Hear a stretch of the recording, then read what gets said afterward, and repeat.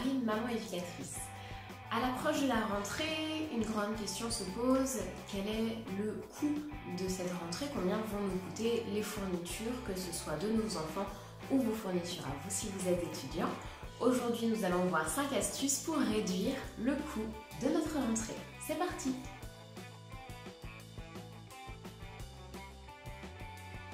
L'astuce numéro 1, qui est aussi l'astuce la plus facile à mettre en œuvre, est de réutiliser. Reprenez vos affaires de l'an passé et voyez ensemble qu'est-ce qui est encore utilisable. On pense le plus souvent aux crayons de couleur, aux crayons feutres, c'est également le cas pour la colle, les ciseaux, les tailles-crayons par exemple, que vous allez pouvoir utiliser d'une année sur l'autre. Très souvent, il est aussi possible de récupérer les cahiers. Ils ne sont généralement pas finis à la fin de l'année. On peut également avoir des trousses qui sont encore en bon état, voire même un sac. Ça peut être un peu frustrant pour les enfants quand ils n'ont pas de nouveau matériel tout beau à la rentrée parce qu'ils ont pris l'habitude d'avoir des affaires neuves.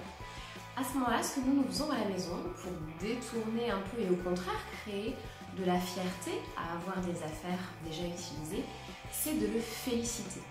Nous lui disons bravo, tu as pris soin de tes affaires, donc tu as le droit de les garder, tu as le droit de les réutiliser parce que tu as été capable d'y faire attention.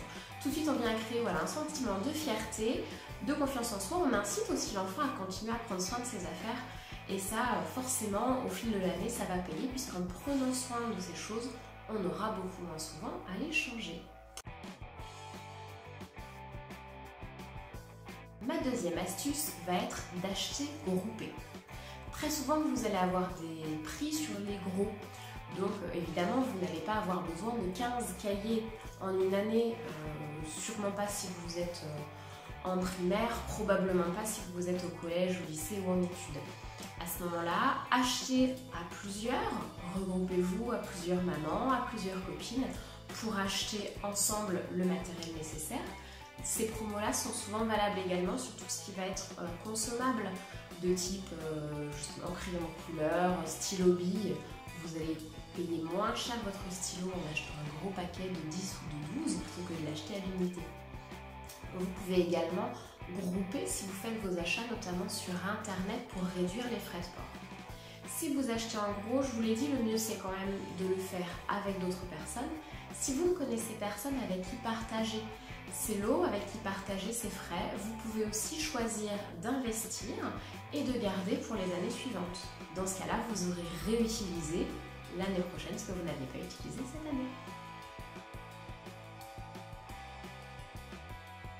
Ma troisième astuce va être de customiser. C'est sûr, ça fait toujours plaisir d'avoir un bel agenda qui va aller vous coûter 8, 9, 10 euros. Peu importe l'âge que l'on a, on est content d'avoir du beau matériel.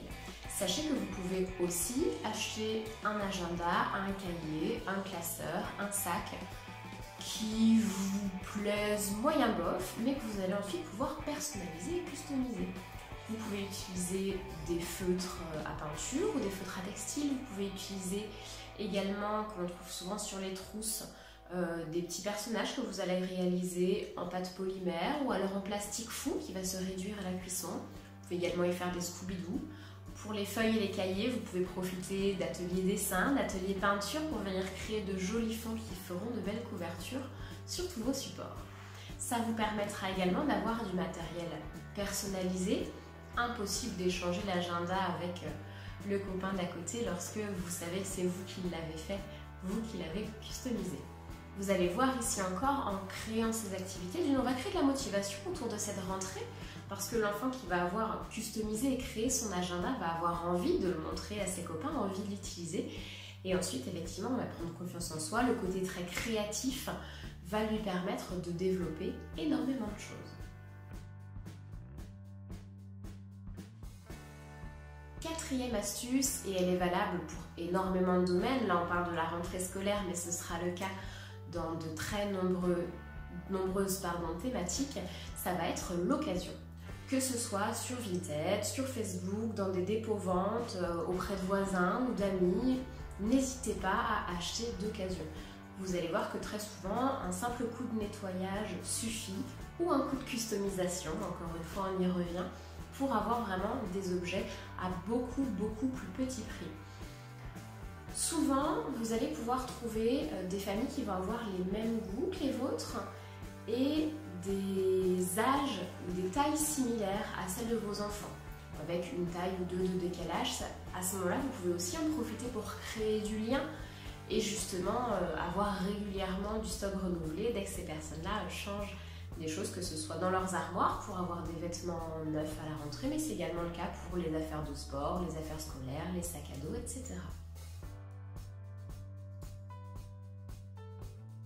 Enfin, mon cinquième et dernier conseil va être, si vous avez envie ou si vous avez besoin d'acheter neuf, parce que par exemple pour l'exemple d'un cartable, il est trop usé, vous ne pouvez pas le réutiliser, vous ne pouvez pas le réparer, vous ne pouvez pas le customiser, ou alors vous ne trouvez pas d'occasion un modèle qui vous satisfait, alors investissez.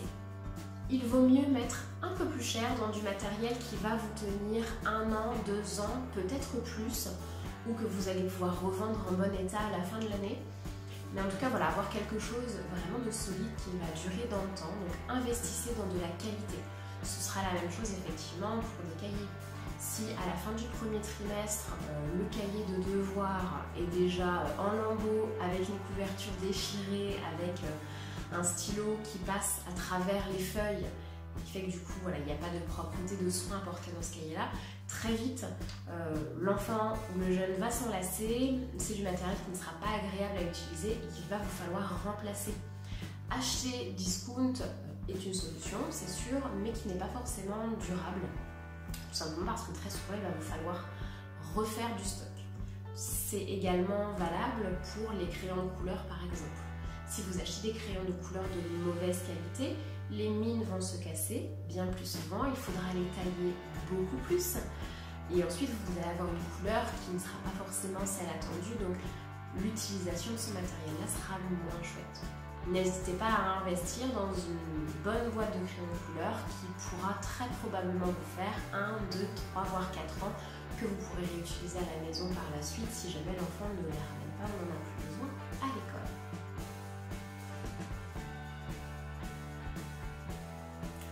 Des petites astuces supplémentaires maintenant, quand on parle d'investir, c'est de réfléchir à son investissement.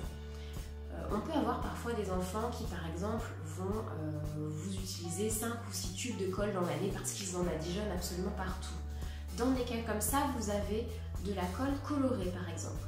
Alors ici c'est une marque, il y a 2 grandes marques qui le font, Prit et UHU, qui font des colles colorées.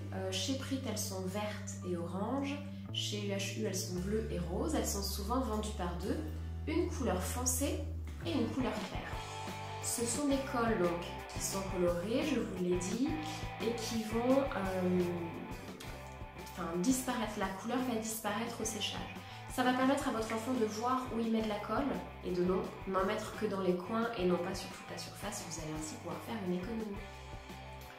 De la même manière, si vous êtes face à un enfant qui adore tailler ses crayons, avoir toujours des crayons très pointus, très fins, une astuce possible va être d'utiliser des critériums.